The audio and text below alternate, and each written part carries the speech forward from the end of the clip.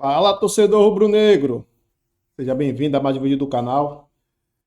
Pessoal, vitória importantíssima aí, né, para se manter entre os líderes aí, né, do Flamengo. Tem novidades também de última hora aí, né? Vamos ver o que a mídia, né, está falando aí do Flamengo, né? Última notícia é do Mengão, que tá aí com saídas aí. O Wesley pode estar de saída, pode ter jogadores chegando, o lateral direito, que para substituir o Wesley, né? Que tá de saída. E vamos ver aí o que a mídia está falando sobre reforços, sobre o jogo de ontem. Estamos brigando pelo título, é isso, bola pra frente. Eu acho que é isso que tá faltando para acabar com essa história toda. Antes disso, um abraço para o amigo Caco da Mota, grande historiador das coisas do Rio Grande do Sul. Exatamente. Acompanha muito. Não é? 051. Ele falou que está em Florianópolis, mas a 051. ideia é 051 ainda. 051. Vou mandar um abraço para os colegas da imprensa gaúcha, né? Estava acompanhando ontem em geral. Em geral, os amigos em geral de lá. Então, agora o Felipe Luiz falando sobre a vitória, sobre o Pedro. Vamos lá. O assunto do Pedro, eu já falei na outra coletiva. Vou falar hoje de novo. É um assunto completamente encerrado. Não tem nenhuma polêmica. Não tem absolutamente nada. Eu sou o homem mais feliz do mundo quando um jogador como ele entra e faz o gol. O futebol é maravilhoso. O futebol te dá essas possibilidades, permite isso. E eu tenho um lema que vivo e penso isso diariamente, que não existe ninguém mais importante que a equipe. Nem o Pedro e nem o treinador. E nem nenhum outro jogador que está e nenhum outro jogador que passou é mais importante que o Flamengo. Então, com isso, a equipe precisa do Pedro, precisou do Pedro. E hoje gostei não só do gol, né? Gostei da forma que ele se comportou defensivamente, da forma como ele correu, como ele jogou com os companheiros, esse brilho que ele tem, ele recuperou e a gente, como eu falei na outra vez, nós precisamos muito dele e estou muito feliz mesmo. Eu não quero polêmica, infelizmente quero falar do jogo, já foi, para mim já foi, não tenho nenhum problema, nenhum problema com o Pedro, já falei para vocês. O Pedro o brilho, fez gol, é importante, falem do gol que ele fez, eu acredito que nem eu, nem ele, nem ninguém queira falar mais desse assunto, até mesmo porque hoje vencemos o jogo, um clássico contra o Fluminense e tudo que for falado vai tirar o brilho do que aconteceu dentro do campo e como eu falei, o futebol é maravilhoso, acontecer isso que aconteceu hoje com ele, da forma que foi, emociona muito. Rafael Prats, fique à vontade para falar sobre Fla-Flu e sobre Pedro. Foi o personagem ontem da vitória do Flamengo contra o Fluminense, né? O jogo não foi assim uma grande partida, né? É um jogo muito amarrado em muitos momentos, muito travado, né? De muita marcação, de pouca criatividade. E entra o Pedro, né? Que por tudo que aconteceu nesses últimos dias, e vira o personagem do jogo, né? O Felipe Luiz, claro, que agora, depois do centroavante entrar, ter feito o gol que fez, definido o jogo como ele definiu, o Felipe Luiz é muito melhor ele querer exaltar a participação do Pedro, que entrou realmente bem no jogo, né, quase fez um gol um pouco antes, do que falar como que foi resolvida a situação. Mas eu não sei o quanto o Felipe Luiz internamente talvez acredite ou faça uma ligação do que ele falou, do que ele viu do Pedro ontem. Né? Porque, claramente, o técnico do Flamengo via ali uma falta de empenho do Pedro, treinando mal, fica fora de 2 jogos e ontem entra e faz o gol. Talvez tenha dado mesmo no momento, efeito que ele imaginava que tivesse que dar. Desculpe, Prats, mas mesmo no momento ali maior da bronca pública que ele deu no Pedro, naquela entrevista coletiva, ele sempre fez questão de frisar que contava com o Pedro. E não tinha descartado o Pedro e que queria o Pedro de volta, não é? E isso é muito, né, Abel, assim, como que cada treinador lida com essas situações e como cada treinador observa o perfil de cada jogador. Tem jogador que se você publicamente fica cobrando, ele coloca uma cabeça quase no buraco e vai sumindo. Tem jogador que às vezes te dá uma resposta que assim, você vai tentando internamente ter algum tipo de resposta. Tem um resultado melhor, não tem resultado, o que isso vai? Foi quase para o último cartucho, para a última ficha. Eu vou publicamente falar, veremos a reação dele. Acho que o Felipe Luiz foi por esse caminho e ontem a reação foi boa. O Flamengo ganhou, o centroavante que entrou e fez o gol da vitória. Matador, 9. André Donk. Primeiro sobre o 9 jogo, de verdade. Pedro acaba sendo ainda mais decisivo porque eu concordo com a leitura do Prato. O jogo foi fraco, assim, tecnicamente não deu grande inspiração. O Renato apostando na formação que deu certo no Mundial. E eu concordo, sinceramente, pela diferença técnica hoje dos times, com a ausência do Arias ainda tentando encontrar soluções. você poderia ter uma opção mais técnica ali na frente? Ok, acho que é uma discussão, mas dentro da formação tática, da forma como o Fluminense fez a leitura, eu acho que foi correta, porque neutralizou. O Flamengo foi finalizar no alvo, acho que com 1 hora de jogo. No começo, no fim dos 15 segundo tempo, aquele cabeceio que a gente viu agora há pouco do Léo Ortiz, que o Fábio faz uma boa defesa. Desculpe, por falar em cabeceio do Léo Ortiz, temos que falar no lance do gol, porque a gente só fala do Pedro. Foi o Léo Ortiz que cabeceou. Foi o Léo Ortiz. Foi Léo Ortiz. Então, Foi fundamental no gol, hein? ele é muito bom na bola aérea, determinante mais uma vez. Craque. E Melhor zagueiro do de uma Brasil. atuação, olha, o Flamengo já não tinha jogado bem contra o Santos, né? Já tinha controlado a posse de bola, mas não conseguia produzir. Produziu menos para mim contra o Fluminense ali no primeiro tempo, até o começo do segundo tempo. E o jogo pedia muito um atacante com a característica do Pedro. Acho que isso é importante e ele até não era a primeira opção, longe disso, né? Porque ele acabou entrando depois. Foi a última. E até teve o desfalque do Plata, então assim, só reforça o quanto que ele ficou como última opção. E o jogo pediu um jogador com a característica dele e ele deu essa resposta, sendo elogiado pelo Felipe Luiz também pelo comprometimento, né? Não só pelo gol, mas pelo que mostrou sem a bola. Em relação a tudo que aconteceu, eu acho que é muito mais em relação a uma questão comportamental do que a questão da característica do que a gente estava falando, dos atacantes que contribuem ou sem a bola. Lógico que isso marca o Pedro, mas assim, a coletiva do Felipe Luiz, acho que ela vai muito mais na questão quando ele fala do deboche, se é uma falta do comprometimento no treinamento, se é algo recorrente que a gente já viu outros técnicos falarem. Então, tudo isso foi pesado, você pode discordar. Eu acho que ele não foi desrespeitoso, o Felipe Luiz, no que ele falou. Você pode discordar no sentido que, olha, poderia ter adotado um tom mais ameno. O tom foi forte, as palavras, tudo mais, mas foi de alguém que confia e quer recuperar o jogador. Ele destacou isso, demonstrou também na coletiva, depois do gol do Pedro. Então, acho que esse episódio não foi fácil e eu entendo a frustração do Pedro, sobretudo com um dirigente que falou da forma que falou em relação ao que comunicou o Mauro César Pereira. E aí eu concordo a frustração do Pedro, porque... Ele falou depois do jogo, não sei se você acompanhou, né? Sim. Ele deixou claro que ele não gostou dessa exposição, daquele... E eu acho que ele tem todo aquele bate-papo vazado. Eu acho que ele tem todo o direito.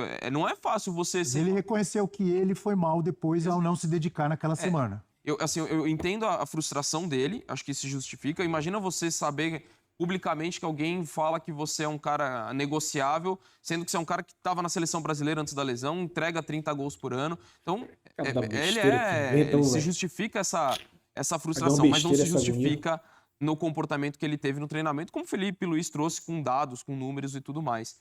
Então, acho que pensando tudo isso, apesar de ter sido uma exposição, uma coisa forte, eu acho que pode ser muito positivo para ele. Acho que para ter um renascimento no Flamengo, porque para mim é o melhor lugar que ele pode estar para dar essa resposta, considerando que o mercado no Brasil está todo fechado, dentro da idade dele, as possibilidades que ele teria fora do Brasil, eu ainda acho que dar a volta por cima no Flamengo seria o melhor cenário. E o Flamengo é um elenco forte e tudo mais. Mas ter um cara como o Pedro é diferente. É diferente, é um cara dentro da área, tanto que era jogador de seleção brasileira. Agora a concorrência aumenta, né, com o momento do João Pedro, do Matheus Cunha, do Igor Jesus, do próprio Caio Jorge. Mas por muito tempo ele era a grande alternativa que o Brasil tinha de camisa 9.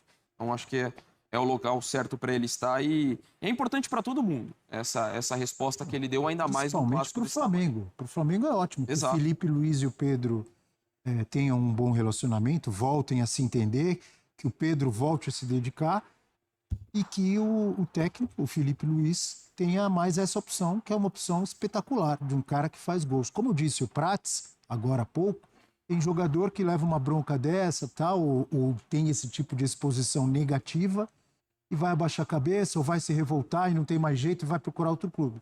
E tem outras pessoas, outro ser humano, outro atleta, outro jogador, que vai tentar se recuperar. Né? Às vezes um momento ruim você pode aproveitar para melhorar. Ou como dizia o Cidade Negra, às vezes numa derrota você encontra a chave da próxima vitória. Vitória! Um abraço para a galera da Cidade Negra. Um abraço para a galera de Belfort Roxo, onde vieram o Ras Bernardo, aquela galera que começou no Cidade Negra, e depois Tony Garrido chegando também. Mas não estamos falando de reggae, estamos falando de futebol. Ah, entendi. Eugênio Leal. Eu dei uma escorregada aqui no assunto, Eugênio, para dizer que às vezes numa derrota você encontra a chave da próxima vitória. Olha o Pedro aí. Olha o Pedro aí. dando a resposta. O Felipe Luiz fala que não tem polêmica, né? Como é que ele vem a público dizer que não tem polêmica? Ele não no caso quer mais Pedro? polêmica, ele Mas não foi quer ele mais. que criou a Eugênio. polêmica. Ele é o autor da polêmica, com aquela entrevista que ele deu depois da vitória sobre o São Paulo. Ou o dirigente pode ter sido o autor da polêmica. O dirigente estava numa conversa particular, que para mim errou. E todo mundo entende que esse dirigente é o Boto, né? Porque no print, né, que o Mauro César divulgou, tem uma expressão que é usada por portugueses, né? Nós gostávamos, ao invés de nós gostaríamos. Isso é um linguajar mais usado em Portugal. Então a gente entende que, sendo um dirigente importante do futebol do Flamengo, falando com o linguajar usado em Portugal, é o português, é o Boto. Mas isso não foi explanado oficialmente. Mas é claro que é polêmico o que o Felipe Luiz falou semana passada sobre o Pedro. E vamos lá. É polêmico sim, porque ele só colocou o Pedro como última opção. Ele coloca o Pedro no banco, relaciona, porque também não tinha o Bruno Henrique à disposição. Então ele tinha que colocar alguém que tinha no elenco. Como o último atacante era o Pedro. Depois de tudo aquilo, o cara tem que voltar devagarinho, pô. O cara ele falou tudo aquilo, você quer que ele ponha ele logo de cara? não relacionou contra o Santos, relacionou dessa vez. E aí contou com a lesão do Plata no aquecimento. Em função disso tudo, chegou uma hora que ele tinha que botar alguém em campo. Pessoal, não concordo com isso aí que o Eugênio falou, não. Viu? Até porque o Alacian, ele não ia jogar na posição do Pedro, né? O Plata não é centroavante. O Plata é atacante pelos lados. Então não faz sentido. Né? Vai mudar o esquema. Pô, velho, você jogar sem centroavante, você sabe que vai ser menos agudo, né? Mas eu acho que o Pedro fez falta e vai se recuperar e vai ser um dos melhores atacantes aí, né? Do Flamengo aí. Ele já é, né? E pra mim ele tem que jogar, velho. Não tem essa de não. Passou, a polêmica já passou, a polêmica acabou, beleza. Pessoal, e de acordo aí, né, com o portal aí, o Flamengo aí, né? O jogador foi oferecido aí ao Flamengo. Vamos ver quem é esse jogador, ver se isso é verdade, né? Otávio do... Deixa aberto. Otávio do Al Nassr, né? Foi oferecido aí ao Flamengo, diz portal. Meio-campista também está no radar do Palmeiras. O Flamengo ganhou ontem aí, né? Conquistou a vitória do Brasileirão. Aí o repórter falando bobagem aí, dizendo que o Pedro era a última. Eu acho que isso não é verdade, entendeu? Mesmo satisfeito com o elenco, que atualmente a diretoria sabe que precisa buscar algumas reposições, claro, a saída do Gerson, a saída do Wesley também, que está praticamente certa, né, para Roma. E o Otávio está sendo aí especulado no Flamengo e no Palmeiras, né? Nesta segunda, o portal Sorbo Negro, né, de coração, no X, publicou que Otávio, meio-campista, está de saída do Al Nassr, né, e teria sido oferecido ao mais querido, já que busca novo clube para dar seguimento em sua carreira aí. Vale lembrar que a saída do brasileiro naturalizado português faz parte da reformulação promovida por Jorge Jesus, que busca reestruturar a equipe para a nova temporada e já iniciou um processo de redução no número de estrangeiros no plantel. Outra situação interessante é que o Palmeiras seria outro de olho no jogador, justamente pelo fato de Richard Rios sair, né, e ser substituto aí ele ser substituto do Richard Rios, mas se for botar na pauta aí Flamengo e Palmeiras, acho que o Flamengo sai na frente, pela visibilidade também, né, e pelo valor também, que o Palmeiras também tem muito dinheiro, né, temos que entender.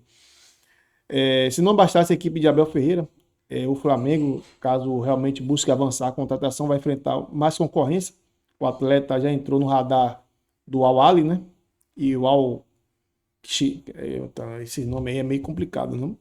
No time da Arábia, que abriram conversa para fechar um acordo. Em agosto, Otávio chegou ao Nassr após ser adquirido junto ao Porto por cerca de 60 milhões de euros, velho. 389 milhões de reais na cotação atual. Rapaz, por esse preço aí, eu já acho difícil, né? Muito difícil. Entrando em campo, né? Ao todo, em 84 partidas, marcando 12 gols e dando 15 assistências aí, né? O número do jogador aí. Eu acho difícil, pessoal. Minha sincera opinião, um jogador desse preço aí, Tá louco, é Cristiano Ronaldo, é o quê? É Messi, é muito caro. Muito caro. Mais caro que muitos jogadores aí. Quer dizer, na época ele foi esse valor. Vamos olhar aqui no Transfermarkt quanto tá. Então, pessoal, o valor dele de mercado hoje, atualmente aqui, né? É 15 milhões de euros, né? Cerca aí de... Quanto tá o euro? Acho que é 80 milhões de reais, né? O valor do jogador. Acho que o euro tá de 5 e pouco, 6 e pouco. De 90 a 80 milhões. Ele tem 1,72 m, né? Nascido no Brasil, mas naturalizado aí em português. Como vocês já viram, 1,72 m, nasceu em 95, tem 30 anos. Ele é ponta direita e meia central. Meio ofensivo também, joga centralizado. Ia ser um bom concorrente pro Arrascaeta, né? De repente. Mas o valor de mercado dele hoje é esse aí, 15 milhões de euros, né? Perdão. Seleção de Portugal, nascido no Brasil, João Pessoa, né? Paraíba. Nasceu em 9 de 2 de 1995. Tem 30 anos. O jogador ainda é jovem, 30 anos. Só que já tem gente também de olho, né? Mas eu acho que o Flamengo seria a melhor vitrine para ele, né? Até para a seleção de Portugal. Então, pessoal, esse é o vídeo de hoje. Espero que você tenha gostado. Tamo junto. Abraço. Fique com Deus aí.